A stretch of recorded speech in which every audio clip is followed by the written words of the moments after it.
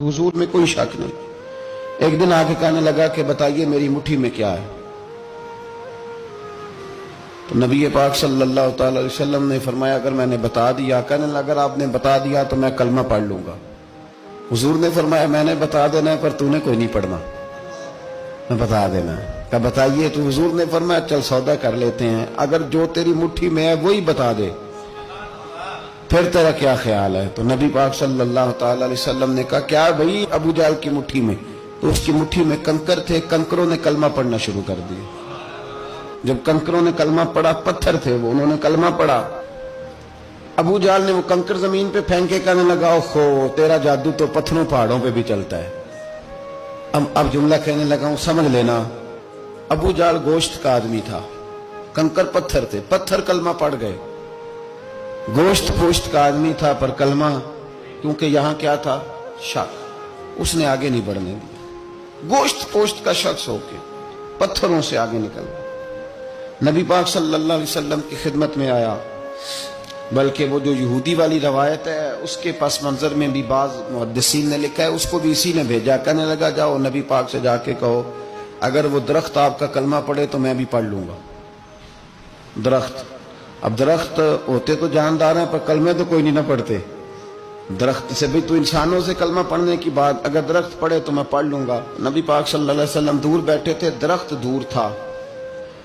और इमाम सुयूती अलैहिर्रहमा ने लिखा है दरख्त भी कीकर का था। नबी पाक सल्लल्लाहु अलैहि वसल्लम ने फरमाया उस यहूदी से कि तू जाके दरख्त को कह कि तुझे नबी पाक बुलाते हैं। फरमाया मैं गया तो फिर तुमने कहना जादू करके बुलाया है। एहतियात भी की, हर चीज आंखों के सामने रखी, तू जाके कह के तुझे बुलाते हैं। वो बंदा गया, जाके कहने लगा, और इमाम सयूती ने इसको लिखा है, कहने लगे उसने नबी पाक का नाम भी नहीं लिया, क्योंकि अबू जाल एंड कंपनी को पता था कि मुस्तफा के नाम में भी बड़ी बरकत। खाली नाम भी नहीं लिया, कहने लगा दरख्त वो जो सामने बैठे हैं ना वो तुझे बुला रहे। नाम नहीं लिया हुजूर का, वो जो सामने बैठे हैं ना जाअत ले दावत हिल अशजारु साजिदतन।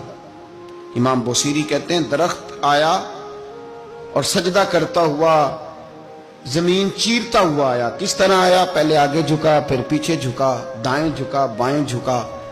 यहां भी लिखने वालों ने लिखा है कि वो ना दरख्त अपनी जड़ें उखेड़ रहा था। जब चलना था ना उसने हुजूर की तरफ आना था तो आगे दाएं बाएं हुआ, जड़ें उखेड़ रहा था। लेकिन हमारे उस्ताद जब हमें ये रवायत पढ़ाया करते थे तो कहते थे जड़ें नहीं उखेड़ रहा था। जब उसने सुना मुझे नबी पाक ने बुलाया तो उसे वजद हो गया था, वो झूमने लग गया था, झूम रहा था। हुजूर ने मुझे बुला लिया, जाअत ने दावत हिल अशजारु साजिदा। तो दरख्त आया, उसने आके नबी पाक को सजदा किया। लकड़ी का बना हुआ दरख्त है, सजदा किया। सजदा करने के बाद दरख्त उठा और उठ के उसने नबी पाक का कलमा पढ़ा। वो जिसको अबू जाल ने भेजा था ना यहूदी, वो दरख्त की हालत देख के कलमा पढ़ गया। वो कलमा पढ़ गया, लेकिन यही बेईमान कहने लगा ओए होए इनका तो दरख्तों पे भी जादू चलता है। ला रैब फी, शक कुरान पाक में, लेकिन अगर बंदे के दिमाग में हो उसका इलाज है कोई, इधर ही शक बैठ जाए। मैं शादी मिसाल देता हूं कि सामने दीवार साफ हो लेकिन गर्द अगर आईने पे पड़ी हो, दीवार साफ करनी चाहिए कि ऐनक का शीशा साफ करना चाहिए? सारी जिंदगी लोग दीवार साफ करते गुजार देते, सारी जिंदगी तराश खराश करते गुजार, अपनी मर्जी की पेंटिंग करते गुजार देते हैं, पर अपनी आंख की पुतली साफ नहीं करते। आंख की पुतली साफ नहीं करते। किसी ने हजरत रूमी से कहा था हुजूर दुनिया में कोई अच्छा मिलता नहीं, फरमाने लगे थोड़ा रोना शुरू कर ताकि तेरी पुतलियां वुजू कर लें। वुजू करने वो उन्हें पता चल जाए कि कितने साफ सुथरे लोग दुनिया में पाए जाते। तो भाई शक, अबू जाल फिर आ गया, कहने लगा अगर आप चांद के 2 टुकड़े कर दें तो मैं कलमा पढ़ने को तैयार। अच्छा यहां भी बड़ी मजे की बात है, अल्लाह ने पहले कह दिया नबी पाक को कि इन्नल्लज़ीना कफरू सवाउन अलैहिम आ अनज़रतहुम अम लम तुनज़िरहुम ला युमिनून। महबूब ये जिनकी किस्मत में कुफर है ना, आप इन्हें डराएं चाहे ना डराएं, ये ईमान नहीं लाएंगे।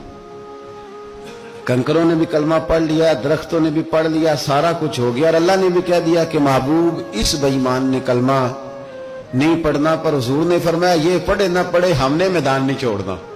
जितनी दफा आएगा ना ہم اسے ضرور معجزہ دکھائیں، جتنی دفعہ ہے، ہم کیوں میدان چھوڑ؟ آگے کہنے لگا جی اگر چاند کے 2 ٹکڑے کر دیں تو اقتربت الساعۃ وانشق القمر، تو نبی پاک صلی اللہ علیہ وسلم نے انگلی کا اشارہ کیا، چاند 2 حصوں میں بٹا۔ کوہ صفا ایک پہاڑی تھی مکے میں، آدھا ٹکڑا پہاڑی کی اس جانب ہوا، آدھا اس جانب، یعنی وضاحت کی اللہ کریم نے کہ ایسے نہ ہو کہ یہ کہہ دی وہ تو ایسے بالکل شک ہوا تو مل گیا، پتہ نہیں میری آنکھوں پہ جادو ہو گیا، ملا ہے کہ نہیں ملا۔ جب ٹوٹا تو حدیث پاک میں آتا ہے کہ آدھا چاند کوہ صفا کے ادھر گیا اور آدھا تو پہاڑی تھی، چاند نیچے آیا، پہاڑی کے گرد گھوما، آگے جا کے ملا، یعنی وقفہ دیا گیا باقاعدہ دیکھنے کا، سمجھنے۔ پوری دنیا میں جتنے لوگ اس وقت چاند دیکھ رہے تھے، ہندوستان تک روایتوں میں ملتا ہے کہ لوگوں نے گواہی دی کہ ہم نے چاند ٹوٹتے دیکھا ہے۔ زمانہ مان گیا، لوگوں کی چیخیں نکل گئیں، لوگ قدموں میں گر گئے، پر وہ جس کے دماغ میں شک تھا نا وہ نہیں مانا۔ شجر و حجر پہچان گئے پر انسان کی نظروں میں شک ہی رہا۔